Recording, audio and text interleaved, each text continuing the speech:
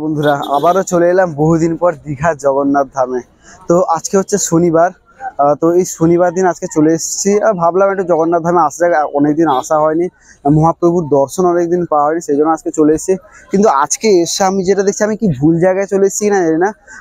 সামনে দেখতে পাচ্ছ এতটা পরিমাণে দর্শনার্থী এসছে, প্রচন্ড কিন্তু ভিড় রয়েছে মন্দিরের বাইরে এবং মন্দিরের ভিতরেও। তো আজকে মন্দিরে প্রবেশ করবো এবং মন্দিরেরটা তোমাদের ঘুরে দেখাবো, এবং আজকে টোটাল কি হচ্ছে না হচ্ছে সম্পূর্ণ পুঙ্খানুপুঙ্খ সমস্ত কিছু থাকবে। যারা এই মুহূর্তে দীঘা জগন্নাথ ধাম আসবে ভাবছে, অবশ্যই কিন্তু তাদের জন্য এই ভিডিওটা হলো ইম্পর্টেন্ট। তো চলো দেখতে থাকো।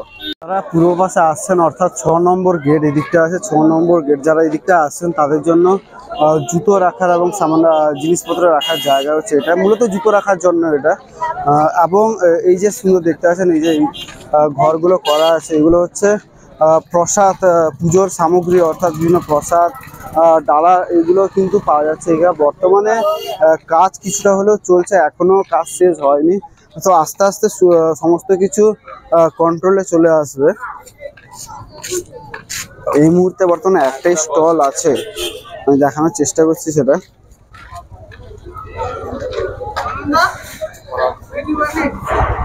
এই যে দেখতে পাচ্ছ বিভিন্ন উত্তরীয় রয়েছে, রয়েছে মাখা বিভিন্ন সন্দেশ। যেহেতু এখানটায়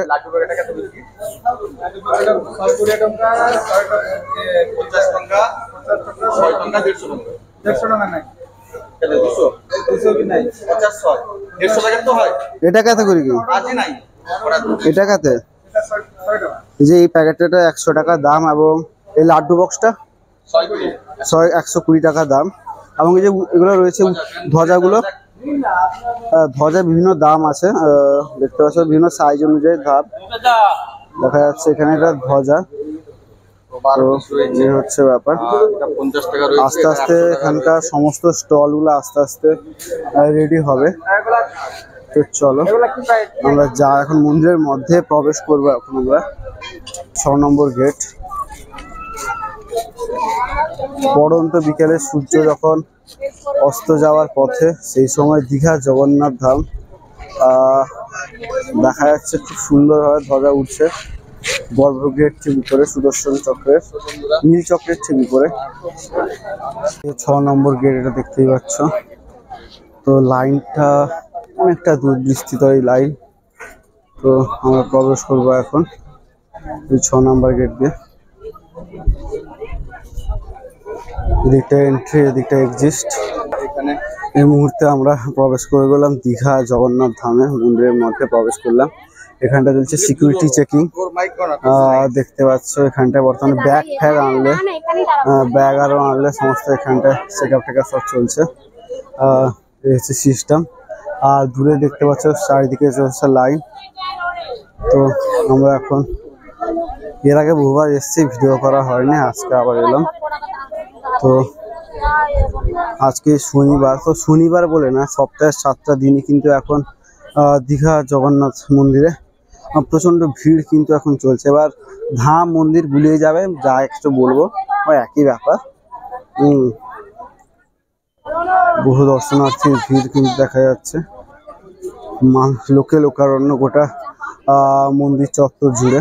এখন রয়েছি দীঘা জগন্নাথ মন্দিরে সিংহদ্বারের ঠিক সামনে।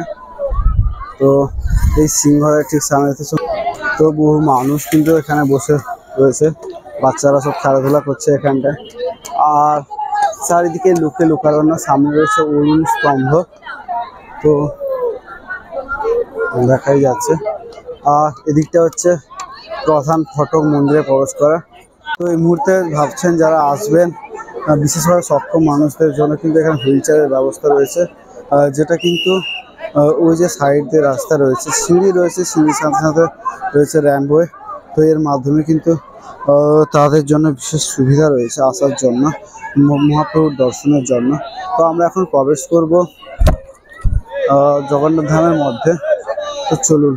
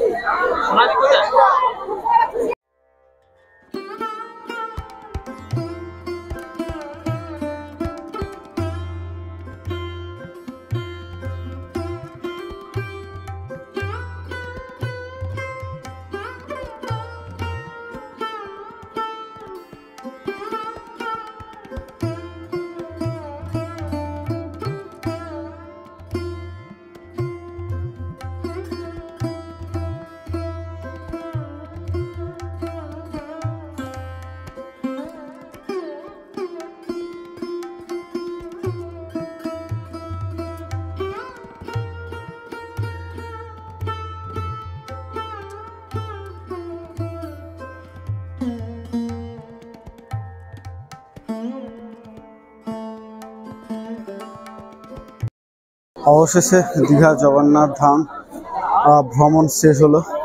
তো আজকের এই পর্বটি আপনাদের কেমন লাগলো অবশ্যই কিন্তু কমেন্ট সেকশনে কমেন্ট করে জানাবেন, এবং আজকের এই ভিডিওটি ভালো লাইক কমেন্ট শেয়ার সাবস্ক্রাইব করতে ভুলবেন না। তো চলুন দেখা হচ্ছে নেক্সট পর্বে খুবই তাড়াতাড়ি, ততক্ষণের জন্য টাটা।